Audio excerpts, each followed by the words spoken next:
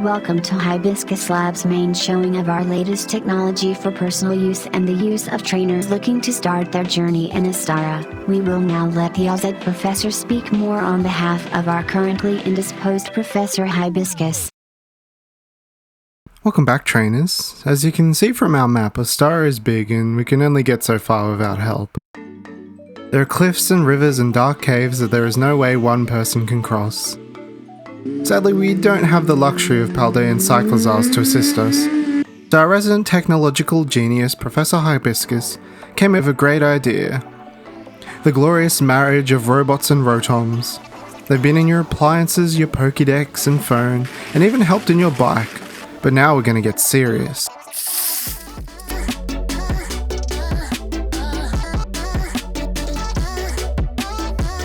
I know I wanted to keep this version of Rotom in line with its other forms, but also combine it with the design motifs of the future Paradox forms from Violet.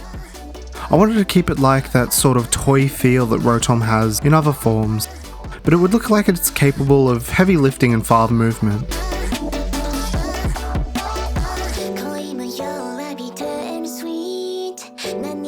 I said on the original face for it as I didn't want it to look too off model for Rotom.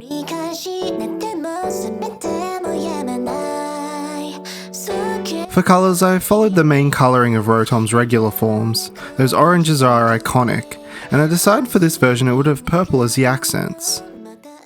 I added in the cool star patterns that future Paradoxes have because it's a great addition to the robotic designs.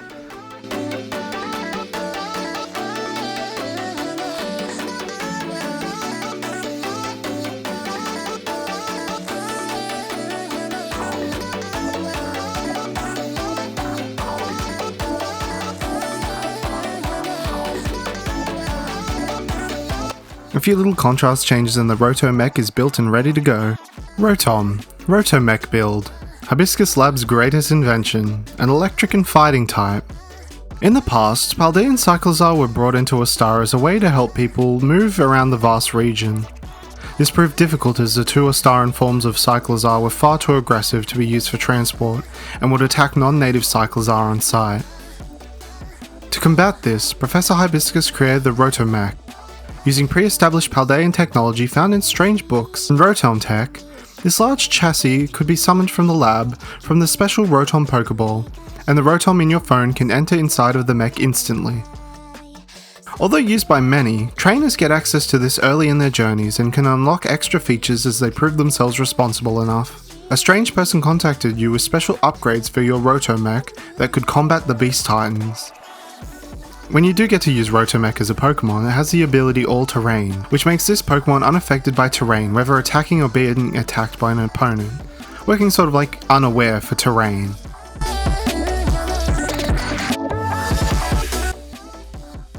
So Hibiscus would give you the Roto Ball to call the mech with its various other features locked out until you reach certain milestones in the game. However, it would have the ability to do something no other mech can. Fire specialized sonic bombs. This would act like stunning a Pokemon in Paldea to get the upper hand, but would also serve another purpose, as Hibiscus explains to you about the dangerous Beast Titan, and that you and the Roto Mech go out and defeat them. Oh, and don't worry, our two forms of Cyclozar will be covered in a later video. So I loved Legends Arceus. It proved to us that Pokemon could easily blend its traditional turn-based gameplay with new action RPG gameplay. I'm stealing a bit of it, especially for the Beast Titans. Mechanically, they would work like the noble Pokemon fights in Legends. Some would be straight up battles using sonic bombs to slowly weaken them, while some would require a more stealthy approach. These Beast Titans are Paradox Pokemon that seem to have absorbed the energy of the Ultra Wormholes, increasing their mass and power and causing massive shifts in the Astaran ecosystem, to the point of massive changes to how Pokemon look. Deep within the desert that covers a large portion of the center of Astara, the outback, get it, is where we find our first beast. Passing by Brokehalf, we continue on where we thought the desert was hot before, try magma and lava. Welcome to the Melted Zone, where the only way to move around this zone is within the Roto Mech, and standing above it all is the Lava Ridge Arena, and our first Titan foe. What if Magikarp didn't have the luxury of evolution to be strong? What if he was a walking fish? These were the ideas for Beast Magikarp. I knew what I wanted for this form, a more rugged Magikarp with its arms becoming strange warped legs, and a more intimidating look to it, almost like a mutant version. I gotta say, the Skeledirge Fire really is aesthetic, it really helped bring this all together. A funny design convention I do is eye bag markings. It makes things look a bit more evil, especially Pokémon. The colouring went towards a darker palette, and I think it works well to sell it is a bit evil and angry, with the glowing yellow eyes and malformed tail feet. I wouldn't want to cross this carp. Honestly, this design could be passed off as a past paradox from Scarlet as well. Magikarp, Beast Paradox form, the Landfish Pokémon, a fire and rock type. In Ultra Space, only the strong survive. Magikarp didn't have the time to evolve into Gyarados, so instead adapted massive, strong bodies capable of swimming through lava where none could touch it. It was no longer able to evolve, however. Our researchers found a massive version of this Magikarp in the outer desert. It had transformed the area into a desolate lava-filled wasteland where Pokémon had to adapt or be pushed out. Incredibly aggressive and powerful has earned this Pokémon the highest danger rating possible. Do not approach at any cost. Beast Magikarp has a new ability called Volcanic, which causes their fire-type moves to deal 2 times damage against rock and ground types. Beast Magikarp has a new move called Magma Splash. It is a 100 base power fire-type move with 5 PP and a 75% accuracy. The user leaps into the air and crashes down, creating a wave of fire and magma. This move damages foes even if it misses or is blocked, but does only a quarter of the damage.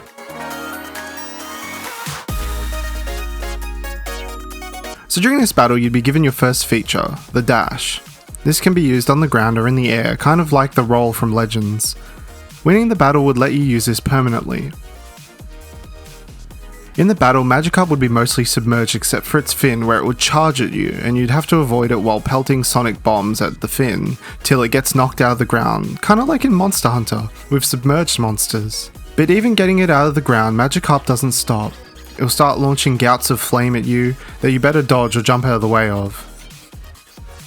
Then after about half health, it would start going back underground and unleashing its most deadly ability, Lava Splash Attack. But these are much worse, rings of flame and magma that you'd have to jump over. And the longer the battle goes on, these rings increase in number.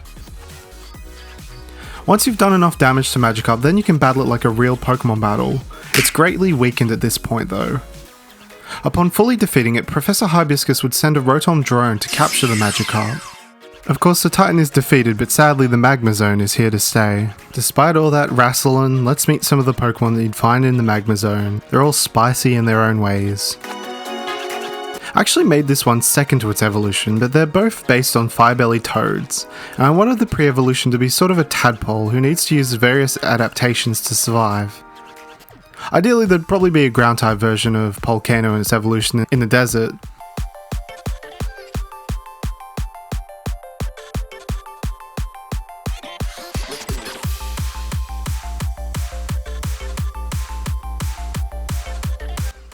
I actually really like his design. It's simple and he's just going blech constantly. Volcano, the lava pole Pokemon, a fire type. Since the changing of the desert, this once ground-type Volcano has adapted, albeit only slightly, to become a fire type. It can't handle its body heat rising and must dissipate it by hanging its burning hot tongue outside of its mouth and holding its tail up, allowing it to cool off. The veins in Volcano's tail glow and move, making it look like a surging flame, an unexpected intimidation ability. You can find Volcanos usually hanging on the outskirts of the Lava Ridge Arena.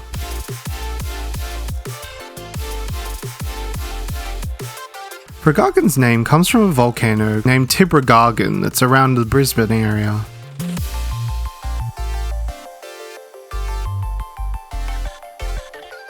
I want to have it show the 2 biggest designs on Regargan, the fiery lava patterned belly, so I gave it a leaping pose.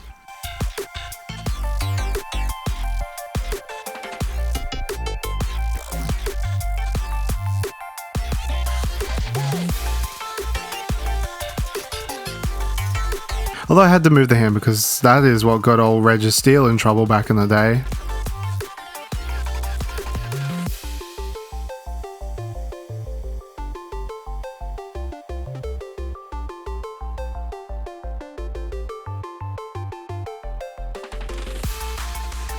I actually referenced Primal Groudon for the lava there. They did a great job of making it look incredibly spicy.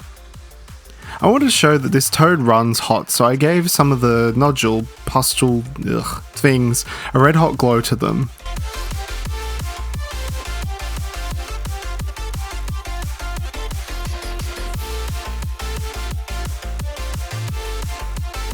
Might come back to this one later though, it needs a slight extra Pokemon feel adjustment to it, I think. Fragagan, the lava frog Pokemon, a fire type. Although looking like it's made of lava, Fragagan's markings are actually just a superheated organ. It has learned to control and survive under this heat, however. To catch prey, Fragagan launches its superheated tongue out and will wrap it around its prey, cooking it as it's reeled back in. During battle, Fragagan will puff up its chest, which will unleash a powerful heat wave in an attempt to cause bouts of heat exhaustion to the enemy. Sandygast, a fortress, and Ned Kelly. These were the ingredients Professor Farfo used to make the perfect regional form, but he accidentally added a giant fish. Thus, a lava Sandygast was made. I wanted Sandygast to be a stone fortress, well at least part of one, and it kind of sinking / having a mode of lava. I think because of Palossand, this evolution line lends itself really well to being structures. Its mouth cavity now having iron door teeth and a rocky turret on top. It all just went together quite well. Colours actually had help from my good friend Slugmanarts and Magcargo for help.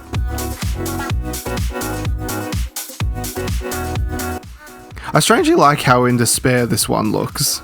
Sandygast, a star in form, the sand heat Pokemon, a fire type. Since the desert was transformed into a lava zone, any Sandygast within had to change form due to their body becoming immovable glass. They instead inhabited lava and rock.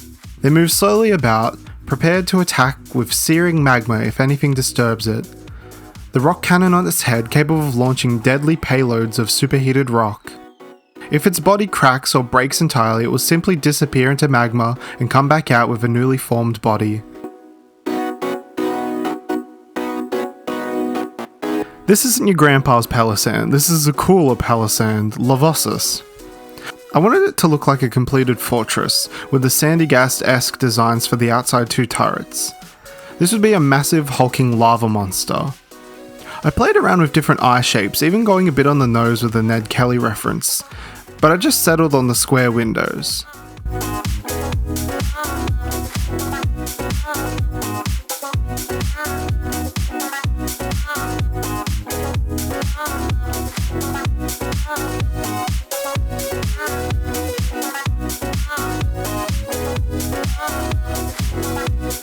I kept colours mostly the same to give us an Iron Fortress who is really just grumpy. Lavosus, the Fortress Pokemon, a Steel and Fire type. Lavosus protects Sandygast by forming large groups and creating impenetrable zones around them. Be wary of rocky outcroppings in the Lava Ridge arena.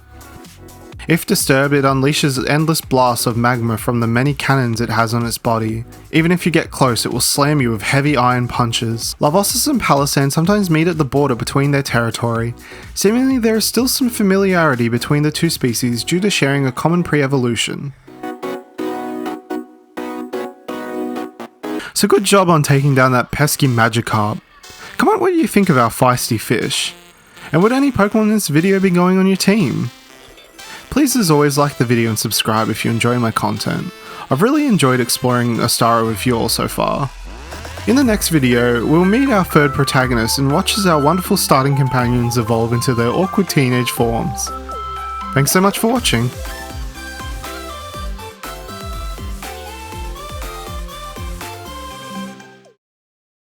You're a nasty little sewage boy, aren't you, Dr. Fu?